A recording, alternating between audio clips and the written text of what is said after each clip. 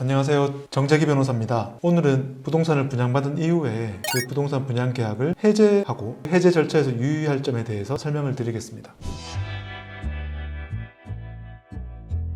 아파트나 오피스텔, 최근에는 생활형 숙박시설 등 여러 가지가 종류가 있는데요. 이런 부동산을 분양받으면 보통 분양계약서하고 중도금 대출 약정서 그리고 양도담보 계약서를 작성해서 시행사에게 제출하게 됩니다. 통상 분양받는 사람들은 분양계약서만 작성하고 나머지 중도금 대출 약정서라든지 양도담보 계약서에 대해서는 특별히 생각하지 않는 경우가 많은데요. 깨알같이 기재된 서류들의 법적 의미를 모른 채 계약을 체결하게 되죠. 그렇다면 이렇게 분양받은 각 서류의 의미가 무엇인지 제가 간단히 설명해 드리겠습니다.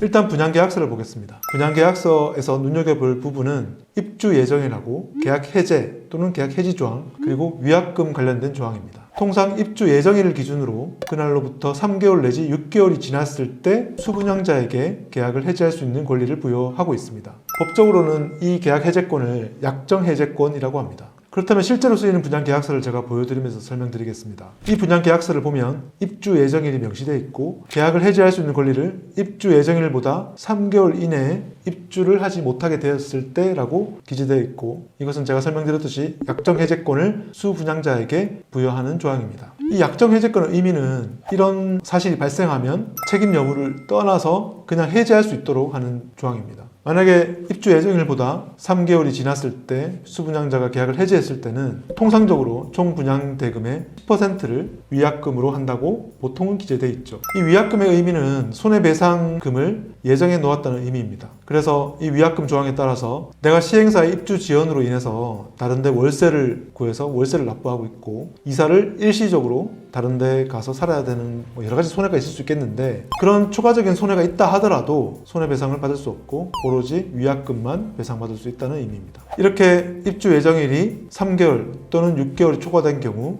위 분양계약서에 따라서 시행사에 해제를 통보하고 계약금 및 위약금 지급 청구를 하게 되죠. 이미 계약금은 납부했기 때문에 계약금은 부당이득으로 반환 청구를 하고 위약금은 손해배상금으로 달라고 청구하는 것입니다. 그래서 통상 사람들은 계약금의 2배를 요구할 수 있다고 말을 하죠. 문제는 이렇게 약정 해제권을 행사했을 때 위약금과 계약금 반환의 주체가 누구인지가 소송상 문제가 됩니다. 분양계약서를 보시면 분양계약서에 명시된 갑의 경우는 시행사가 아닌 신탁사인 경우가 많습니다. 신탁사는 시행사로부터 자금 집행 업무를 수탁받아서 처리하는 기관입니다. 계약 체결의 당사자이기도 하죠. 보통 시행사가 정이나 병으로, 신탁사는 갑으로 해서 계약이 체결되는 경우가 많습니다. 문제는 이런 신탁사는 자금 집행 업무만 담당하면서 분양계약이 해제되거나 해지되었을 때 수분양자가 반환받아야 될 계약금이나 또는 위약금의 반환 채무의 주체가 신탁사가 아닌 시행사가 진다고 명시해 놓은 경우가 많습니다. 자금관리 수탁 업무만 담당하면서 형식적인 매도인으로서 분양계약을 진행하는 신탁사 입장에서는 어떻게 보면 당연한 조항이지만 수분양자 입장에서는 이 내용을 알지 못해서 신탁사를 상대로 분양대금 반환 청구를 하는 경우가 있습니다. 그럴 경우에는 피고를 잘못 써본 경우가 해당되기 때문에 분양계약서에 따라서 시행사를 상대로 청구를 해야 됩니다. 다만 매도인으로서 책임은 여전히 신탁사가 지고 있기 때문에 계약 해제의 통보 대상은 신탁사인 갑에게 해야 될 것입니다. 그러나 계약 해제에 따른 계약금 반환 및 위약금 청구, 입주 지연에 따른 지체상금 지급의 책임은 시행사에게 있기 때문에 시행사를 상대로 소송상 청구를 하는 것이 맞습니다. 이런 부분은 소송을 할 때 되게 주의해서 청구를 해야 됩니다. 통상 시행사나 신탁사가 지정하는 금융기관에서 아주 낮은 금리나 또는 무이자로 중도금 대출을 해주는 경우가 많이 있습니다. 이렇게 중도금 대출을 받은 뒤에 계약이 해제되면 그 중도금을 어떻게 처리해야 될까요? 많은 수분양자들이 중도금 대출을 받아서 중도금을 납부하면서도 자기 계좌로 중도금 대출금이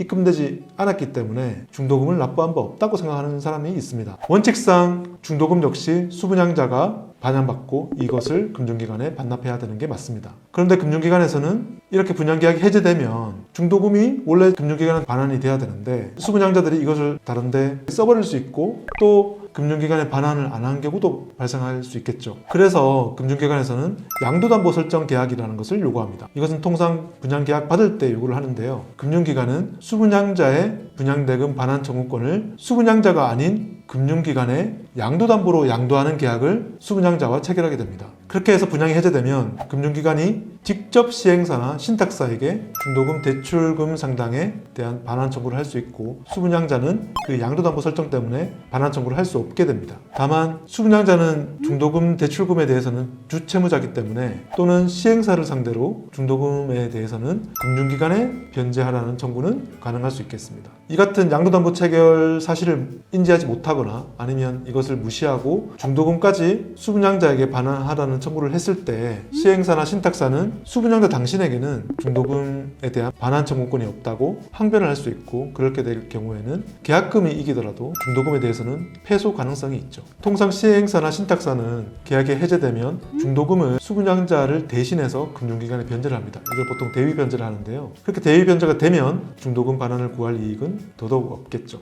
이처럼 분양계약을 해제를 하면 처리해야 될 법적 쟁점이 굉장히 많습니다. 쉽게 해제 소송을 제기할 수 없고 정말 작은 글씨로 표시되어 있는 분양계약서에 여러 가지 내용을 살펴봐야 됩니다. 또한 분양계약서 외에도 여러 가지 서류들에 서명을 했기 때문에 그 모든 서류들을 꼼꼼하게 검토해서 해제 소송을 제기를 하는 것이 안전합니다.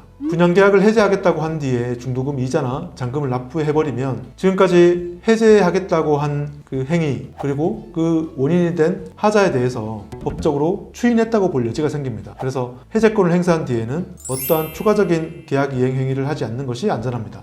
그렇지 않으면 시행사가 한 잘못을 너 잘못 없어 용서해줄게 인정하는 행위로 해석될 가능성도 있습니다. 그래서 분양계약을 해제할 때는 여러 가지 법적 의무가 있고 자신의 행위가 추인으로 인정되는 경우도 있기 때문에 항상 조심해야 됩니다. 혹시 분양계약 해제에 대해서 궁금한 점이 있으면 언제든지 저한테 연락을 주시기 바랍니다. 감사합니다.